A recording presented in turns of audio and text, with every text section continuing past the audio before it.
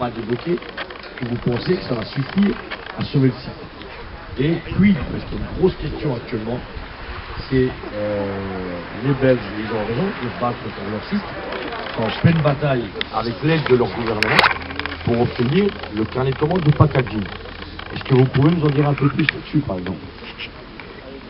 Bon, là-dessus, sur cette dernière question, je crois que la direction a échangé avec vous dans des réunions. Et bien, moi, j'ai pas plus de réponses aujourd'hui sur ce sujet-là.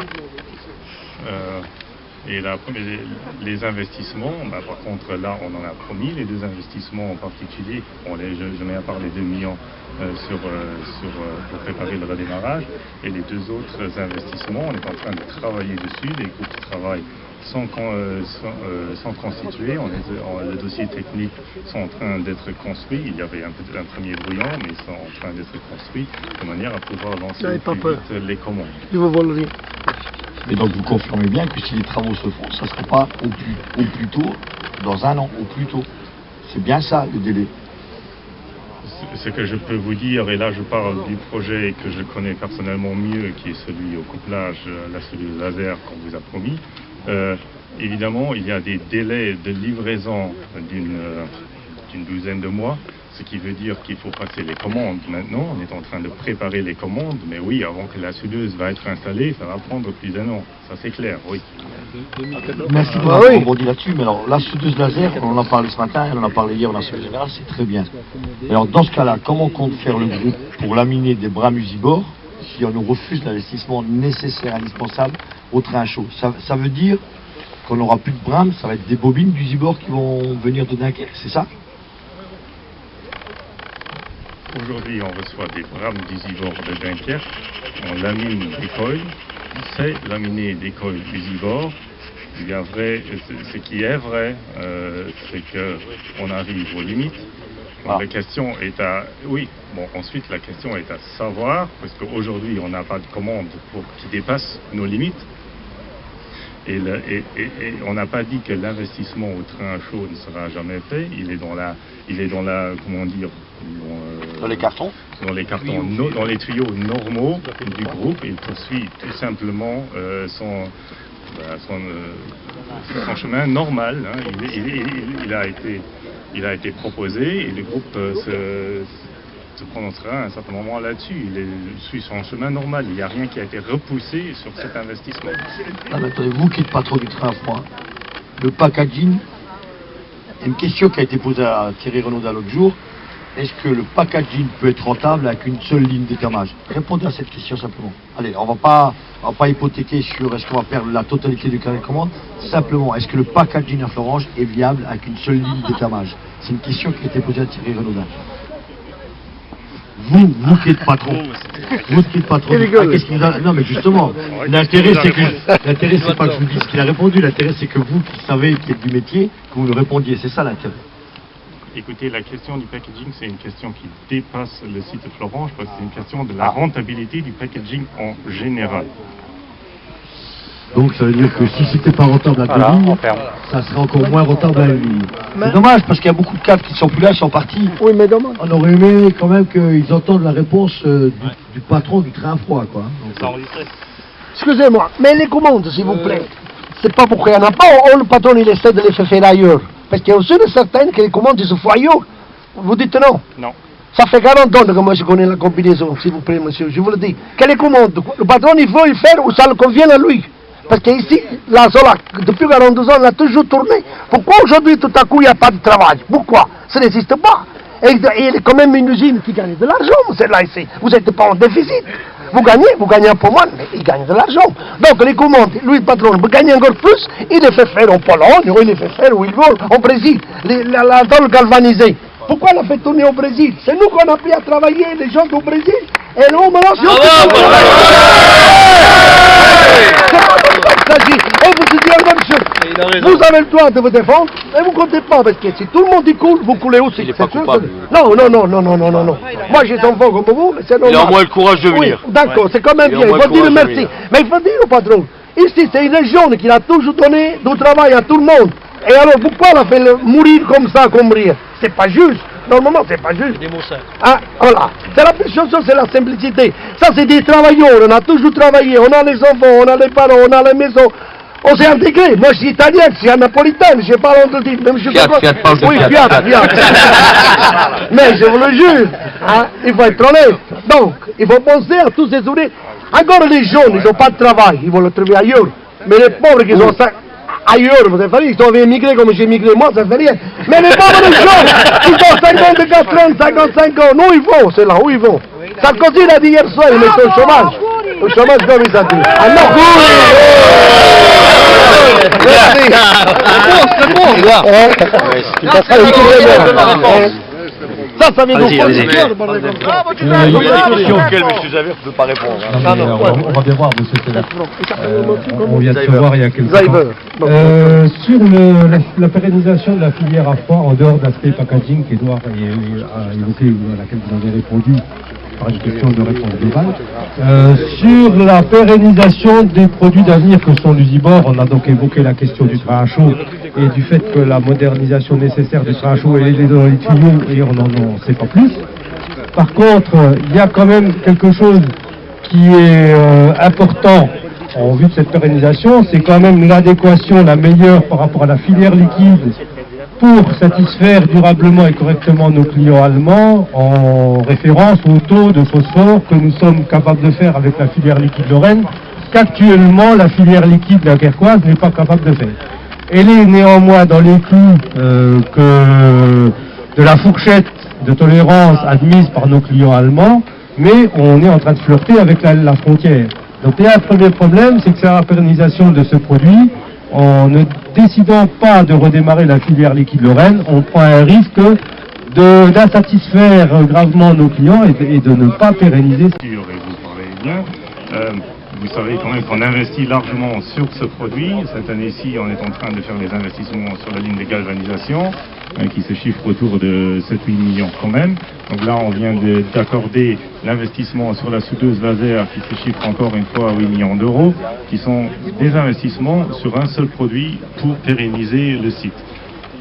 Bon, ensuite, juste, je vous invite, et je ne vais pas vous ennuyer avec les statistiques, mais il y a aussi une réalité économique à regarder. Je vous invite par exemple, et là c'est tout simple, regardez le nombre d'immatriculations de voitures en France en janvier, février cette année par rapport à l'année passée, et vous comprenez que la demande, elle est tout simplement pas là, et c'est bien ça la réalité à laquelle on fait face aujourd'hui. Il y a trop de capacité de production par rapport à la demande, qui est en train de baisser. Donc nous on avait demandé au minimum, franchement on était vraiment dans le minima, on a dit à M. Renaudin au titre de la direction générale de garantir au moins une perspective en disant, comme il le dit verbalement c'est une fermeture temporaire, donc de garantir par écrit qu'au minimum pour une durée d'un an, il n'y aura pas de fermeture partielle ou totale du site de Florange. Savoir que l'entreprise existe depuis 1947 et qu'elle est sur un terrain industriel qui date des deux Vindelles. Donc il y a des générations de gens qui ont pu travailler ici. Donc ma question est très simple. Que pensez-vous, vous, en tant qu'homme, quand un patron ne vous donne pas de perspective, même pas à un an? Est-ce que vous trouvez ça normal? Est-ce que vous en faites un principe qui est admissible? Et est-ce que pour vous, les salariés doivent accepter ça sans rien dire? Sur la question, vous avez reçu la réponse de la direction. La position de la direction n'a pas changé entre vendredi et aujourd'hui. Je crois que vous connaissez la réponse. Bah, faudrait que vous la rappeliez. C'est laquelle? C'est quoi la réponse? On sait pas c'est laquelle. C'est quoi la réponse? C'est quoi la réponse? On n'est pas au courant. Là Vous étiez là. On vous agressera pas, il y a des gens qui n'étaient pas là. Dites la réponse de la direction d'ArcelorMittal à leurs collaborateurs. Écoutez, vous étiez là, donc je vous invite à la répéter. Parce que moi, Il n'y a eu aucune réponse. Pourquoi il a peur? Vous n'allez pas avoir peur, on vous fera rien, tout ça. Allez-y. Vous avez un problème de conscience à répondre? Non, je n'ai pas de problème de conscience. Aujourd'hui, on est dans un dispositif de fermeture temporaire. On reste dans ce dispositif de fermeture temporaire. Longue échéance. Et voilà, c'est tout. Donc si là, oui, on reste dans ce dispositif, en espérant un retournement de la conjoncture qui nous permette de redémarrer. Des nouvelles de vous, de la direction, auprès des salariés qui attendent beaucoup de choses de vous. Pourquoi ne pas le faire, ne pas l'avoir fait avant?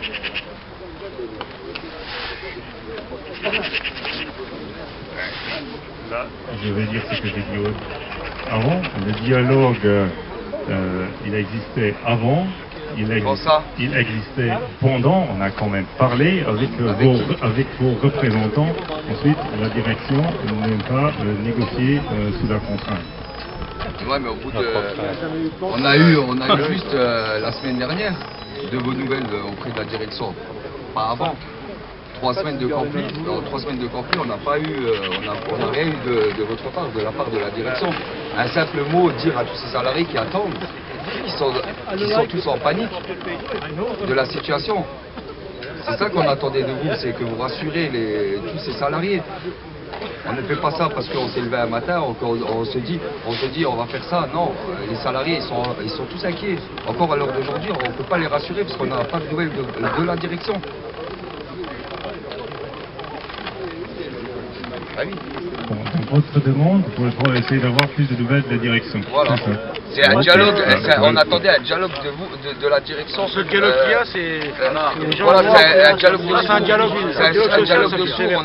On attendait de la direction, on attendait de la direction des choses concrètes et dire, voilà, rassurez-vous, je ne sais pour X raisons, voilà, ce qu'on nous envoie, c'est les CRS. Pour nous, c'est pas un dialogue. Pour nous, c'est pas un dialogue. Nous, un dialogue, c'est on se met autour d'une table, on discute avec tous ces salariés qui attendaient. Regardez, vendredi, on a demandé que M. Renaudin descende derrière une grille. Il n'a même pas été capable de rassurer tous ces salariés qui étaient là. Ça coûte quoi? De dire, voilà, la situation, elle est critique ou peu importe. Qu'ils disent, voilà, rassurer les agents. On n'est pas là, voilà. Ces personnes, il n'a pas eu le droit. Pour que tout le monde puisse tourner et qui prévoyait de tout faire pour éviter que les salariés perdent de l'argent. Qui a décidé de remettre en cause l'application de cet accord alors qu'il est toujours en vigueur? C'est pas la Fédération européenne de la métallurgie, c'est pas les représentants des syndicats d'Arcelor, c'est Vital. Deuxième intervention, je voudrais quand même contester votre donnée économique. C'est le directeur du site de Florence qui a reconnu lors d'une réunion à Metz que le groupe refuse des commandes qu'elle estime pas assez rentables. Donc il y a le marché et il y a ce que Arcelor décide de récupérer en termes de commandes. Ça c'est la première chose. La deuxième chose, si le marché était si catastrophique que ça, ben pourquoi ArcelorMittal décide d'acheter des Bram à Célestal et y compris au Mexique? On a les capacités en Europe et en France pour construire des Bram, il suffit de redémarrer la filière liquide de Florence. Donc le marché n'est pas si catastrophique. Concernant le problème des voitures, la prime à la casse, elle a favorisé les petits modèles. La chambre patronale de l'automobile a textuellement déclaré en disant que la fin de la prime à la casse, le marché va revenir sur des modèles moyens. Modèle moyen, qui dit modèle moyen, dit plus d'utilisation d'acier. Donc il peut y avoir en volume une diminution, mais en utilisation, il peut y avoir une augmentation de la part d'acier dans l'automobile. Donc il ne faut pas oublier cet élément. Et après, on fera le bilan. L'année 2011, on a vendu plus de voitures qu'avant la crise. L'année 2011, plus de voitures qu'avant la crise. Il faut arrêter. Il n'y a pas de surcapacité de production en France et en Europe. Ce qu'il y a, c'est la maladie que les groupes développent, c'est la financiarisation de l'économie qui a pour objectif de favoriser le profit au détriment des réponses aux besoins des territoires, des pays et de l'Europe. Maintenant, il y a des moyens pour faire autrement. Les résultats d'Arcelor, c'est 2,3 milliards de dollars.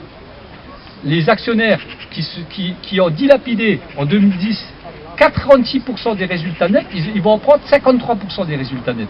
Et nous, on dit que cet argent qui est créé par les salariés, de l'OS à l'ingénieur, par tous les sites de France et d'Europe et du monde, doivent être utilisés pour investir dans nos outils sur l'aspect industriel, mais aussi l'aspect social.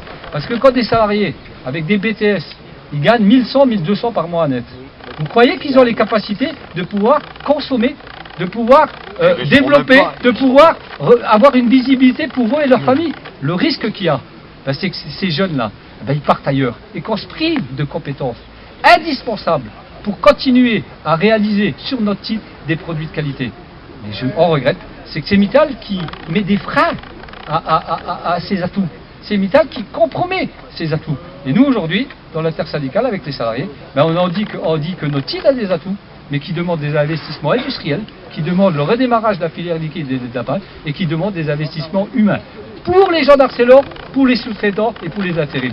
Et les intérims, ça passe par l'embauche, parce qu'on ne peut pas continuer au très chaud, parce que des intérims même sont des lamineurs, ont des postes de laminage de réversibles, et qui soient intérimaires et précaires, et qui soient jetables à tout moment par la politique de la direction.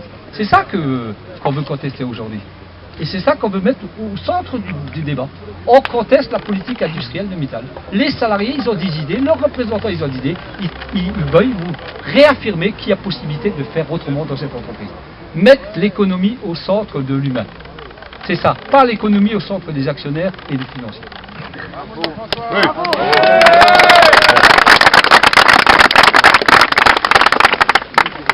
Monsieur Zayvert, vous le savez très bien, vous êtes un industriel, vous êtes de la sidérurgie depuis longtemps. Vous parliez tout à l'heure du baisse des commandes.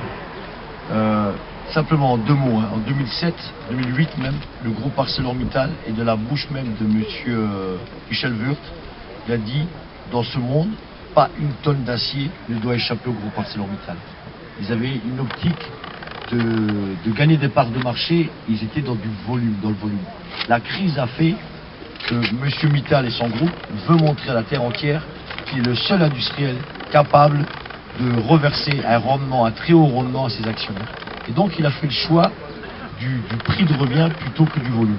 Et je rappelle quand même que depuis fin 2009, le groupe ArcelorMittal a perdu de manière volontaire, parce que soi-disant c'est nous qui voulons casser l'outil, 3 millions de tonnes, M. Zayvert. 3 millions de tonnes d'acier. Et là, on est en train de reperdre encore des parts de marché parce que monsieur, il préfère ne garder que les commandes les plus rentables et les autres, il est prêt à laisser à la concurrence. Et évidemment, ça l'aide à justifier sa stratégie. Lorsque vous parlez, moi, franchement, ce qui nous inquiète, et c'est pas vous qui êtes visé personnellement, vous l'avez bien compris, ce qui nous inquiète, c'est que des cadres, des hauts dirigeants de ce groupe-là, malheureusement, répètent le message de M. Aditya Mittal, et j'ai envie de dire entre guillemets bêtement. C'est que c'est le groupe qui a fait le choix de laisser certaines commandes à la concurrence parce qu'il les estime pas assez rentables. Alors qui est en train de tuer l'industrie sidérurgique en Europe? Nous ou M. Mittal à travers sa stratégie? On a très bien compris que lui ce qu'il veut, c'est les commandes les plus rentables. On sait qu'il a même refusé des commandes packaging parce qu'il les a pas estimées assez rentables. On sait qu'il a refusé des commandes pour l'automobile parce qu'il les estime pas assez rentables. Il a reconnu, enfin, il a reconnu que l'année dernière, on a perdu des parts de commandes parce qu'ils ont refusé des commandes qu'il n'estimait pas assez rentables. Et c'est aussi pour ça, et surtout pour ça, qu'il arrête 9 hauts fourneaux en Europe. Parce qu'il veut limiter l'offre. Donc c'est lui qui se tire une balle dans le pied. Parce que, vous savez pourquoi il a perdu 3 millions de tonnes de capacité de production? Parce que c'est le seul site au monde, je dis bien au monde, qui a tellement anticipé la crise, qui a tellement arrêté d'usine, que lorsqu'au moment, la reprise, vous savez quand ça va prendre, vous? Personne ne le sait. Ça peut reprendre demain. Eh bien, vous savez qu'une usine comme les nôtres, on ne les redémarre pas comme ça du jour au lendemain. Eh bien, à chaque fois, on a regardé les trains passer et on a perdu des commandes parce qu'on n'avait pas les outils qui étaient prêts à répondre aux besoins du marché. Voilà une des raisons, et voilà la raison principale pour laquelle la crise s'accentue plus chez ArcelorMittal que chez les concurrents. Le groupe Salzgitter, l'allemand, en pleine crise de 2009, ils ont investi 1,5 milliard d'euros dans ces outils. Ils ont tout rénové. Hauts fourneaux, aciérie, coulée continue, lamineur, en pleine crise. Il y avait quelques collègues qui étaient avec nous, on a été à Salzgitter, nous on pâlissait tellement on était jaloux de leurs beaux investissements. Et le patron allemand, vous savez, on parle de l'Allemagne, c'est qu'est-ce qui explique le dynamisme allemand? Qu'est-ce qui explique cette bonne santé financière? Qu'est-ce qui explique cette bonne santé industrielle? Il nous a répondu une question, il nous a fait une réponse d'une limpidité et d'une logique implacable. On profite de la baisse de conjoncture pour nous remettre à flot, pour avoir des outils hyper modernes, et quand les commandes reviendront, on sera plus performant que la concurrence. Et ça marche. Ils vendent de l'acier, monsieur Zayvert. Ils en vendent, malgré la crise, ils en vendent. Et vous avez vu, vous parlez de la crise automobile Audi, qui est client chez nous. 15 milliards de bénéfices. Eh ben, chaque salarié d'Audi va toucher une prime de 7 000 euros, monsieur. Encore quoi, l'automobile se porte pas si mal que ça. Donc voilà, donc c'est pas nous qui voulons tuer l'industrie, c'est la stratégie purement financière. Et je sais qu'au fond de vous-même, je sais bien, franchement, honnêtement, encore une fois, et de tout cœur, merci, vous avez au moins, vous, le courage de venir discuter avec nous. On sait que vous n'avez pas les réponses à nos questions, malheureusement, vous n'êtes pas non plus mandaté pour ça, mais rien que le fait d'avoir osé venir, vous avez vu, personne ne nous a agressés, on essaie de comprendre la situation. Thierry Renaudin n'a même pas eu ce courage-là. Il n'a même pas eu ce courage-là. Mais je sais que vous partagez notre analyse. Vous ne le direz pas, évidemment, parce que sinon vous êtes licencié sur le champ, mais je sais que vous partagez notre analyse. Donc nous, on ne veut pas que vous soyez licenciés, on veut simplement que des gens comme vous vous battiez, pas en portant nos drapeaux, mais là-bas, votre rôle de directeur. Et je profite pour passer ce message-là, Madame Anita Bonnard. C'est pas de nous enfoncer. Hein. Le verre est dans le fruit. Hein. Ce qu'on a besoin, c'est tous ensemble, tous soudés, coude à coude, pour sauver notre outil. Parce que c'est un bel outil. Voilà ce qu'on vous demande, tout simplement. Et j'espère que le message a été entendu.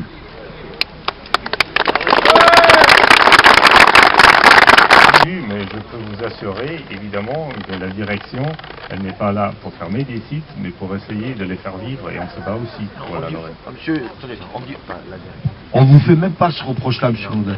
Monsieur, le lapsus. Non, s'il te plaît. Renaudin, où es-tu? Sortez de ce corps. Il a parlé pareil. Non, mais on vous accuse même pas de ça. On vous accuse, en tout cas, on vous reproche plutôt d'exécuter bêtement des ordres qui viennent de Londres. Voilà. Et à un moment donné, vous êtes aussi des patrons, et vous avez le droit de vous révolter, vous avez le droit de taper sur la table, et vous avez de dire à Mittal, vous ne tuerez pas l'industrie, vous ne tuerez pas notre industrie. Voilà ce qu'on vous demande. Et malheureusement, ça peut ne pas plaire lorsqu'on le dit, on a l'impression, à vous de nous démontrer qu'on se trompe, qu'on a ici, mais pas seulement à Florence, dans le groupe, on n'a que des bons petits soldats. Monsieur Renaudin est très bien payé pour faire le VRP, pour faire le facteur. Alors il a un très bon salaire, il a un très bon statut, il a une très belle voiture de fonction, il a un très beau chauffeur. Il est où le chauffeur? Il est pas là. Bref, mais voilà, on ne demande pas des VRP à la tête des usines. C'est être patron d'une industrie, c'est aussi dire à nos dirigeants, à nos actionnaires, vous trompez les mecs. Vous êtes en train de tuer la poulouse d'or. Parce que le meilleur capital de Mittal, il est ici, là. C'est les salariés. Il ne sait pas faire de l'acier sans nous. Il ne sait pas faire de l'acier sans nous. Voilà. Bravo.